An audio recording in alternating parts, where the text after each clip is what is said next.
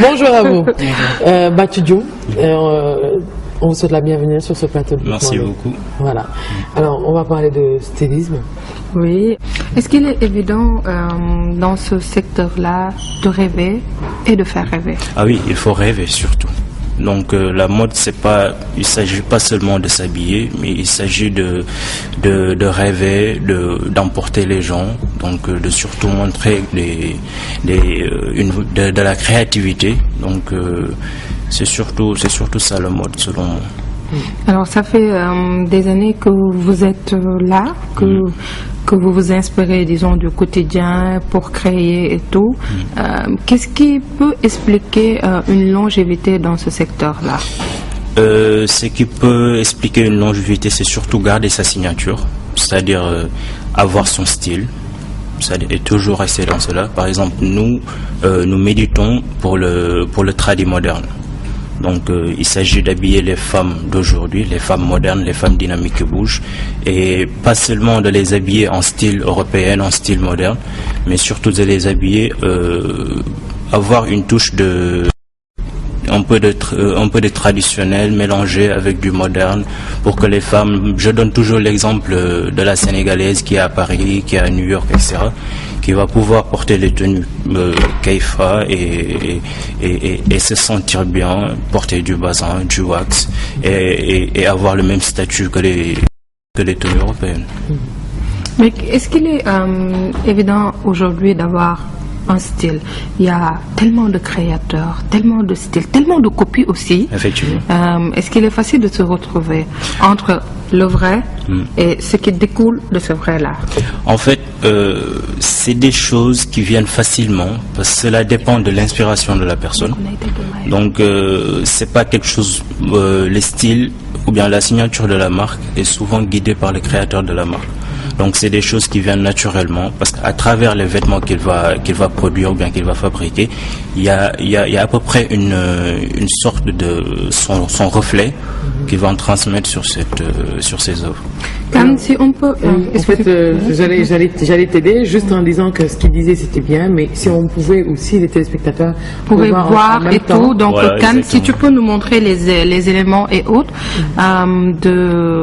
de Bathie, tout ce qu'il sait faire et tout, il fait de belles choses. Donc, si on peut, voilà, ça c'est le kiba. Oui. Ça c'est des tenues pour femmes et tout. Mais aujourd'hui, je m'arrête sur la façon dont vous habillez les hommes.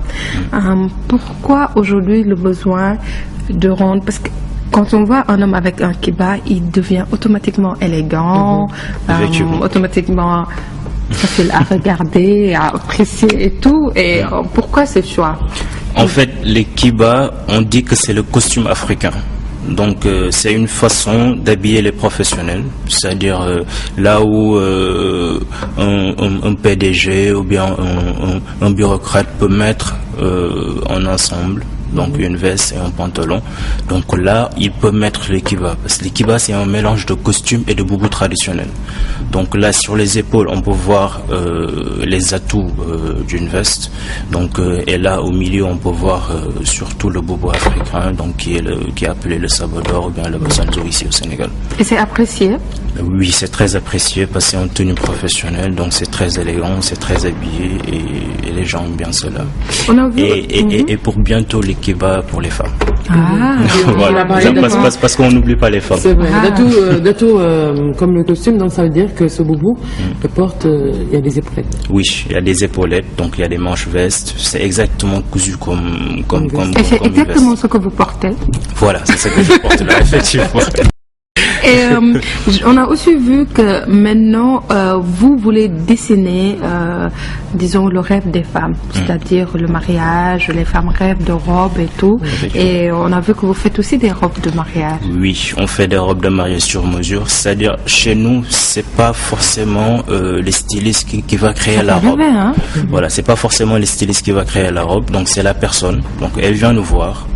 On discute ensemble, on trouve à peu près par rapport à sa façon de s'habiller tous les jours. Par exemple, si elle veut, par exemple, il y a des femmes qui n'aiment pas surtout montrer certaines parties de leur corps. Voilà. Donc, nous, on est là pour aider les femmes à créer la robe de leur rêve. Alors, quand on voit tout cela, c'est tellement beau, c'est tellement bien fait, qu'on se demande qu'est-ce qui fait que forcément les Sénégalais ne consomment pas ce qu'il y a chez nous aujourd'hui. En fait, je pense que c'est surtout un problème peut-être de reconnaissance, parce que là vraiment on a de très bons créateurs. Donc je pense que chaque créateur a son propre style. Donc là, on est en train je pense qu'on va vers le prêt-à-porter africain, parce qu'on voit que de plus en plus les Africains et les Sénégalais aiment consommer local. Donc, et puis c'est surtout une fierté de porter une marque sénégalaise et de représenter le Sénégal. Vous vendez beaucoup plus au Sénégal ou en dehors du Sénégal? En fait, on vend au Sénégal, on vend surtout à l'étranger, parce qu'on a des clients. Donc, mais c'est aussi surtout les Sénégalais qui sont à l'étranger. Donc on a beaucoup de personnes qui nous contactent. En fait, c'est large, c'est vaste, on se limite pas, donc on va s'ouvrir au monde. Alors on voit que, moi je vais parler de la qualité du tissu, parce que quand le costume, il faut quand même un tissu assez lourd. Voilà. Est-ce qu'on peut avoir le même tissu pour confectionner comment ça s'appelle encore? Kiba. Voilà, Kiba. En fait, oui, on peut. Nous, généralement, on travaille sur de la gabardine, du Super 100, du Super 140, du Super 160, et souvent aussi, on a des commandes spéciales. Donc, on travaille sur de la tweed, ou bien sur du Super 100 un peu plus lourd. Donc, donc les Kiba, il n'y a pas de limite sur ça. On travaille aussi sur les tissus légers. Vous avez aussi habillé Viviane dans son dernier clip. Oui. Est-ce que c'est évident aujourd'hui, parce que Viviane c'est une femme tellement sensuelle, est-ce qu'il est évident de la mouler comme il se doit? Oui, en fait, ces genres d'occasions, c'est vraiment, on essaie de représenter la personne. C'est-à-dire comme on a l'habitude de faire sur les robes de mariée. Donc, par exemple, Viviane est venue nous voir. On sait que c'est une chanteuse vraiment sensuelle. Donc, à travers sa musique, donc on a essayé de refléter son style par rapport à l'habillement. Donc, c'est pourquoi on a fait les clips. On l'a habillé sur l'anniversaire du Grand Théâtre aussi. Et c'est quel clip en fait? C'est quel clip? Le dernier. Yaka. Oui. Habillé en mauve, tout en mauve, noir, doré. C'est la robe color block. Et on l'a habillé aussi avec une sorte de deux pièces, donc un top et une jupe en argenté. J'ai remarqué, parce que ces temps-ci, j'ai vu qu'une nouvelle coupe de jupe est sortie. C'est vrai que la coupe existait avant. Mais avec Viviane, ça prend une autre dimension. Effectivement. Et pour l'anniversaire du Grand Théâtre, vous l'avez habillé sur On l'a habillé en rouge. Donc c'est une robe avec des sortes. C'est une robe en jacquard. Okay. Donc avec des sortes de pétales qui sortent sur les côtés. Des pétales qui sont garnis de Swarovski. Bon, je sais pas Viviane, forcément. Mais bon, on t'amènera, Inch'Allah, parce que j'irai choisir une belle robe pour le jour J, Inch'Allah. Donc on peut dire que votre credo, c'est d'habiller les Sénégalais, l'homme, la femme et tout, mais les enfants, ça reste encore, ou bien... Les enfants, on va y venir, Donc on habille pas seulement les Sénégalais. Donc on habille surtout la femme africaine, la femme européenne, donc l'américaine, etc. Donc il n'y a pas de limite à la couture autrement. Voilà, exactement. Non, le slogan c'est autrement mode. Donc on travaille sur cette... Le slogan parce que fils c'est la télévision. Donc elle a déjà et pourquoi lui fait après. C'est pourquoi je suis à 2S. Ok, voilà. ça tombe bien. Voilà, alors il nous reste peu de temps. Certainement tu vas terminer avec ta dernière question avant d'attaquer le tour final. Oui, puisque la dernière question, c'est la question qu'on pose à tous les acteurs du monde de la mode, c'est aujourd'hui, qu'est-ce qu'il faudra faire pour que le Sénégal puisse rayonner sur le plan international et que les gens puissent vivre aisément de la mode? Eh bien, pour moi, c'est assez simple. Il faut d'abord commencer par avoir des bases, c'est-à-dire au moins avoir un salon de l'habillement. Donc avoir une sorte d'association, peut-être des stylistes, donc qui sera reconnue par l'État et appuyée. Donc d'aider les gens, de leur donner des fonds, mais il faut les accompagner. Donc je pense qu'avec ça, et surtout méditer vers l'industrialisation. Voilà, surtout, il faut un peu sortir de l'artisanal, faire du prêt-à-porter africain.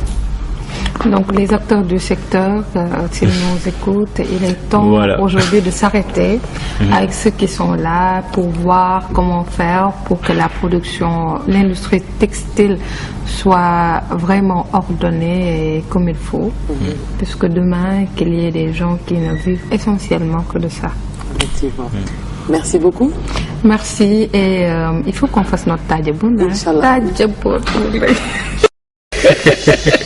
Tu sais les murs ondés. J'aurai une invitation. Inch'Allah, les murs ondés. Si. Oreilles. Voilà. Donc, non, on va sortir d'ici, on ne le fera pas là. Inch'Allah, vous serez la bienvenue. Inch'Allah. Autrement, moi, vous donne rendez-vous très prochainement. Et la télé Autrement vous donne rendez-vous demain, Inch'Allah, pour l'émission.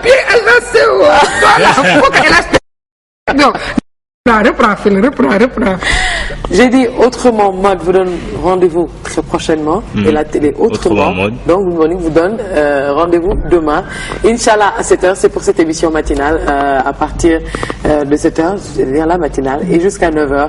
Passez une excellente journée.